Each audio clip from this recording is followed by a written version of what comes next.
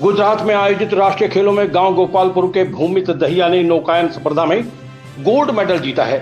Gold medal जीतकर खरखोदा दहिया जागृति स्थल पर पहुंचने पर ग्रामवासियों ने ढोल नगाड़ों के साथ भूमित दहिया का जोरदार स्वागत किया। इस दौरान लोगों ने उनको फूलों तथा नोटों की माला पहनाकर सम्मानित किया।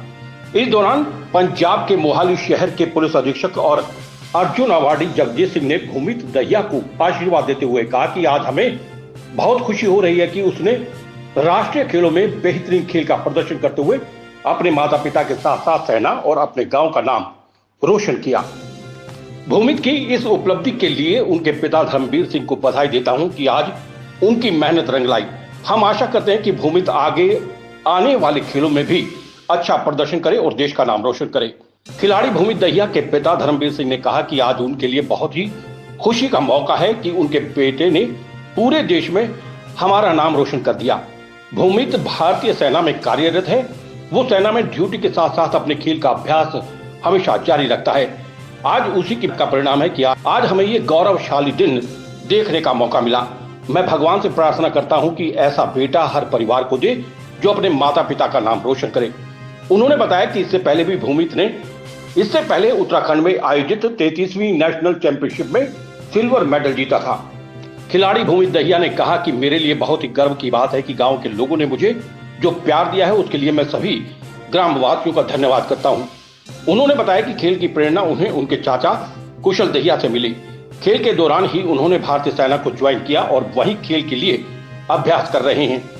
खिलाड़ी का स्वागत करते हुए ग्रामवासियों द्वारा खरखोदा दहिया जागृति स्थल से गांव गोपालपुर लाया गया, जहां पर गांव वालों ने उनको चांदी का रथ देकर सम्मानित किया। निशांत पाराशर की रिपोर्ट। सोनीपत में श्री रामकृष्ण साधना केंद्र मुरथल में राष्ट्रीय स्वयंसेवक संघ के राष्ट्रीय अध्यक्ष डॉक्टर मोहन भागवत सोमवार शाम को पहुंचे और परम राष्ट्रीय संत प्रभुदत्त ब्रह्मचारी महाराज तथा संत श्री ब्रह्म प्रकाश की मूर्ति का अनावरण किया। इसके बाद में एक सभा को संबोधित भी किया। इस दौरान काफी साधु संत यहां मौजूद रहे तथा भाजपा प्रदेश अध्यक्ष ओम प्रकाश धनखड़ के अतिरिक्त सांसद रमेश चंद्र कौशिक, विधायक मोहनलाल बड़ोली, विधायिका निर्मल चौधरी भी मौजूद रहीं। राष्ट्रीय स्वयंसेवक संघ के राष्ट्रीय अध्यक्ष मोहन भागवत ने मंच से बोलते हुए साधु संतों के विषय में कहा कि साधु संतों ने आध्यात्मिक जागृति पैदा करने का कार्य सदियों से किया है और अखंड भारत को एकता के सूत्र में बांधा है। इसमें श्री राम और हनुमान जैसे देशभक्त भी हैं जो देशभक्ति को लेकर कार्य कर रहे हैं। साधु संतों ने इस पृथ्वी पर जन्म लिया है और वो देश के प्रति हमेशा से ही अच्छा करते रहे हैं। इस दौरान मोहन भागवत ने राजनेताओं को भी नसीहत देते हुए कहा कि यहाँ विभिन्न राजनेता मौजूद हैं और विभिन्न सामाजिक संस्थाओं के संचालक भी उपस्थित हैं। वो भी अपने समाज के लिए कार्य करते हैं, लेकिन समाज के लिए कार्य करने के प्रति भाव होना बेहद जरूरी है। अगर वो समाज में अच्छा कार्य करेंगे तो उनका नाम भी अवश्य होता है। उनको संघ ने राष्ट्रीय अध्यक्ष बनाया, लेकिन पद मिलने के बाद उसके मोह में न फंसते हुए कार्य करना बेहद जरूरी है। जैसे हनुमान जी ने सब कुछ किया, लेकिन अंत में जब पुरस्कार पाने का समय आया तो वो पंक्ति में सबसे पीछे खड़े हुए थे। संघ के कार्यकर्ताओं का बड़े शब्दों में हुआ है, लेकिन ऐसी सब बातों में वो अनावरण करना और उसमें एक भाषण भी देना, इसका मेरा कोई अधिकार है, इस गलतफहमी में मैं नहीं हूं। परंतु संतों की आज्ञा है तो उसका पालन करना है, इसलिए मैं यहां आया। अब आपके सामने क्या बताना इसके बारे में, ये मेरे मन में बात रहती है। लेकिन है संत परंपरा भारत की जो है, उन संतों के बारे में एक बहुत 400 नहीं 500 साल पहले संत हो गए, संत तुकाराम महाराज हो गए। उन्होंने कहा कि संत कौन है, तो कहते हैं कि हम वैकुंठ के रहने वाले हैं, विष्णु लोक के रहने वाले हैं, और इसलिए यहाँ पर आए हैं कि ऋषियों ने जो बातें की उन बातों को जीवन में उतार कर उदाहरण स्वरूप लोगों के सामने रखना है। मराठी में उनके शब्द है, आम्ही वैकुंठवासी आलो याची कारणासी बोलले जे ऋषि। ऋषियों ने जो बताया है साच भावे, यानी सही अर्थ में वर्तावया, उसका वर्तन करने के। तो संत अपने आचरण से समाज को दिशा देते हैं। उनका कोई काम नहीं है इस दुनिया में, इस दुनिया के लोग है ही नहीं।